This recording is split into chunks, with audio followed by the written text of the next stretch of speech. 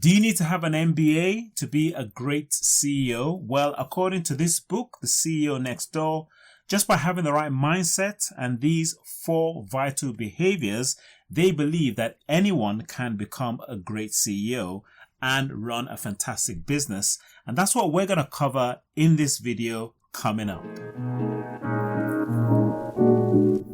Hello and welcome to Business Leaders Coach YouTube channel. My name is Toye, and on this channel, I take some of the best business, leadership or personal development books, helping you to save time by turning the knowledge from these books into actionable steps so that you can apply and get results and build a flourishing business and have a great life. So if you are a CEO, a founder, an entrepreneur, a business leader, consider subscribing so that you can get more content, but also it helps us to grow this channel as well. Now, so what does it take to be a great CEO? Are there common traits that great CEOs have that makes them stand out from the rest? Well, apparently the extensive research done by the authors Elena and Kim show that not only are there certain behaviors that can be pinpointed, but through their research, they've been able to connect these behaviors to consistent results. Now, if you are a CEO or you're aspiring to be one in the future, first of all, we need to know that the biggest challenge of a CEO is being able to get results and deliver on promises while still being respected in and outside your organization. The authors conducted 17,000 executive assessments and used sophisticated approaches to uncover trends in behavior, language, and thought process. Now, although they have highlighted these 4 vital behaviors that can be observed, when I put my learning and development hat on, I reminded myself that first, if behavior is observing what we see people do and what we hear them say, then it's important for us to also try and find out what's the mindset that is driving the behavior. So as I read the book, I tried first of all to extract what were some of the mindsets of the people that they interviewed. So I want to make sure that that's also clear in this video so that you can first of all get the mindset and not just the behavior as well. But this book is definitely one that I believe you should have and actually come back to it time and time again because there's so much resources in it. It doesn't just cover the behaviors, it actually talks about how you can grow and develop yourself to become a CEO if that's something that you are aspiring to. So what are the 4 behaviors? Well, I have slightly changed the order of these behaviors or the habits so that it spells D.A.R.E, D-A-R-E, just so that you can remember it, and I think it's a lot easier to remember that. Anyway, so let's dive in. Number 1 was decisiveness. Now, decisiveness was one of the key traits that they uncovered as what's made these CEOs stand out from the rest. According to extensive research that was conducted, these decisive CEOs are 12 times more likely to be high performers. But what exactly do we mean by being decisive? So first, these decisive CEOs have the remarkable ability to make decisions swiftly and with unwavering conviction. They don't just get bogged down by analysis paralysis. Instead, they understand the importance of taking action. And there are 3 ways of how they do this. Number 1, they make decisions faster. These CEOs simplify complex problems, making them more manageable. Not only do they do that, but they also encourage input from their teams, but then retain the final say. And it's about harnessing collective wisdom without sacrificing speed. That was number 1. Number 2 was that they make fewer decisions. Not every issue requires immediate attention, was what was uncovered. These decisive CEOs know when to step back and let problems resolve themselves. They also know how to prioritize decisions that truly matter, avoiding unnecessary micromanagement. And then number 3, they get better every time. What they observed was that self-improvement was a constant for these decisive CEOs. They were learners. They learn from their past decisions. They look inward for personal growth. They anticipate future challenges and stay aware of their industry's evolving landscape. So that's the vital behavior number 1. But the question is, do you have a decision-making process that you use? The book that comes to mind is a book called Decisive, and maybe I'll do a review on that at some point. But if you do want to dive into how to make great decisions, here's a great book. Now, the second vital behavior is that they adapt boldly. Now, what they observed is that these CEOs are masters at thriving in conditions of relentless discomfort. They embrace change, both for their organization and for themselves, and they do it boldly. Now, in the research, the authors found that the CEOs who adapt boldly are approximately 7 times more likely to be successful than those who wait for change to confront them. So what does it mean to adapt boldly, and why is it so crucial in today's business landscape? Because there's a lot going on, I'm sure we all know.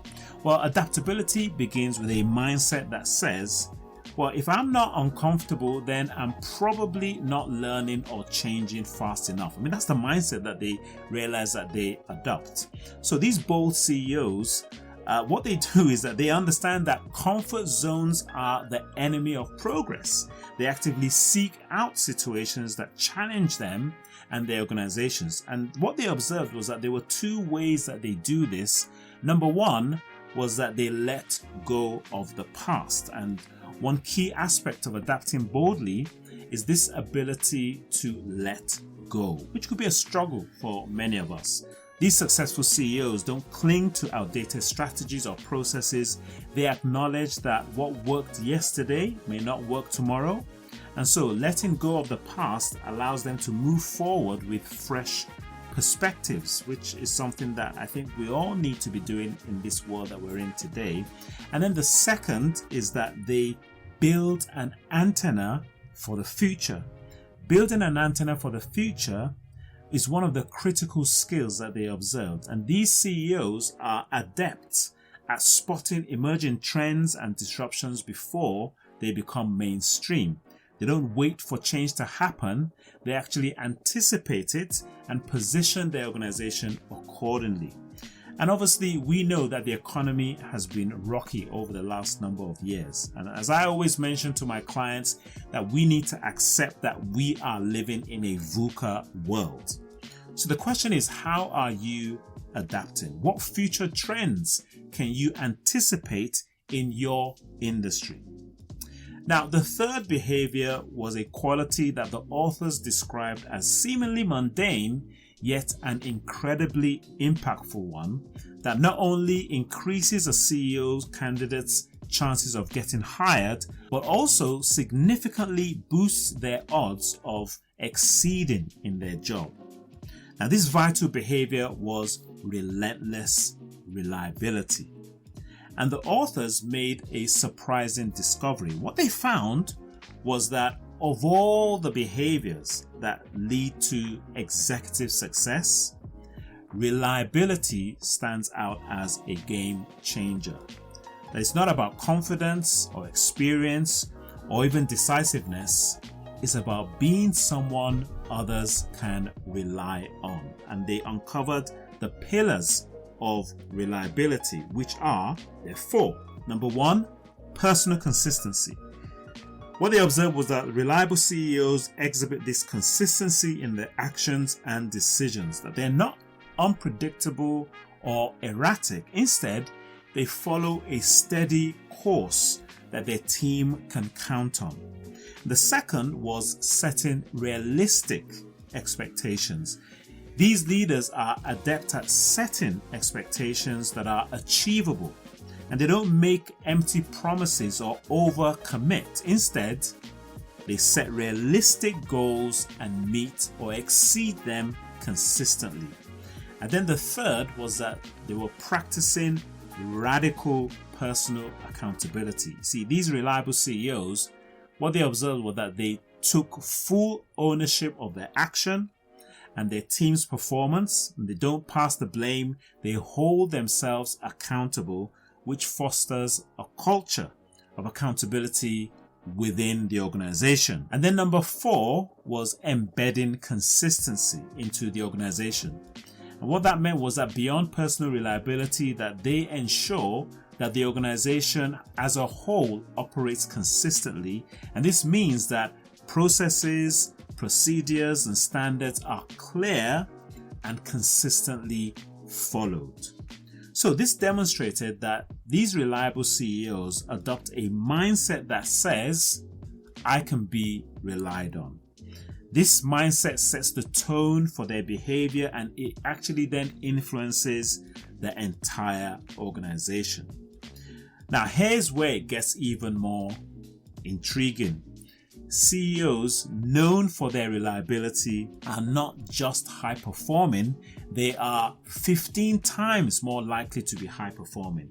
I mean, their odds of getting hired are double those of everyone else. That's the kind of impact reliability can have on a CEO's career and even on an organization's success. Now, on the flip side, the author's research also uncovered some destructive archetypes associated with inconsistency. CEOs who display these traits often hinder their own performance and their organizations. And they gave them some names. The first one was the seagull, and this is the hands-off CEO who only swoops in when there's trouble or even they themselves create chaos. Then there was the fireman, the CEO who waits until situation become crisis before taking action, leaving the team in uncertainty. Then we have the dilettante, the leader with a scattered focus who jumps from one topic to another without mastering anything. And finally, the hothead. This is the CEO whose reactions are unpredictable and mood dependent, making it difficult for the team to understand expectations. Now, do you know anyone like this? Or is this you? Who knows, right? But these are things that we need to reflect on, right? So how can we grow in relentless reliability? Well, 2 key ways came out from this research. Number 1, discover the thrill of personal consistency.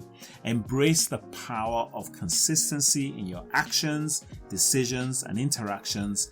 Consistency builds trust and reliability. The second was set realistic expectations. Avoid over-promising and under-delivering. Instead, set achievable expectations and strive to exceed them consistently.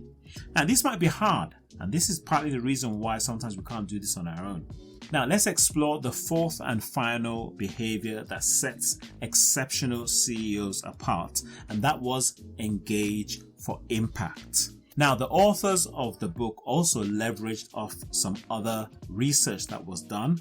So when Kaplan and Sorensen delved into the assessment of 2,600 C-suite executives, they uncovered a fascinating insight that while being likable certainly increases the odds of getting hired, it alone doesn't translate into optimal performance in the CEO role. In fact, CEOs who engage with others with a result-oriented mindset are 75% more successful than those who excel primarily in interpersonal skills or likability. And so what this means is that successful CEOs adopt the engage for impact mindset, not just engaging to be liked. This behavior isn't about seeking affinity, it's about orchestrating all stakeholders to drive tangible results. And they uncovered 3 principles that they adopt. Number 1, they lead with intent. These CEOs led with intent in every interaction. What they observed was that they consciously consider how they want people to think, to to feel and act afterwards. They understand that their actions should leave a lasting impact that aligns with their goals. That was the first one. The second was understand the players. This principle centered around understanding the players involved, and these CEOs therefore take the time to genuinely comprehend the needs of those around them, be it emotionally or financially or physically or otherwise. And what they noticed was that they follow the wisdom of Stephen Covey by seeking first to understand before being understood. Habit 5 in the 7 habits. And then number 3 was build relationships through routines. This third principle of engaging for impact revolves around building routines, and these CEOs establish routines that ensure consistent communication with all their stakeholders, whether it's interacting with staff, clients, partners. They prioritize staying connected. The results of this behavior, though, was nothing short of remarkable. The CEOs who engage for impact are adept at fostering an environment where everyone works cohesively to achieve results. It's not just about being liked, it's about being effective. And I think this is one of the things that I'm sure anybody is hearing this, you know that this is so true. You want to be engaged, you want to also be moved forward. So here are the 4 vital behaviors that define exceptional CEOs. As you can see, it spells D.A.R.E.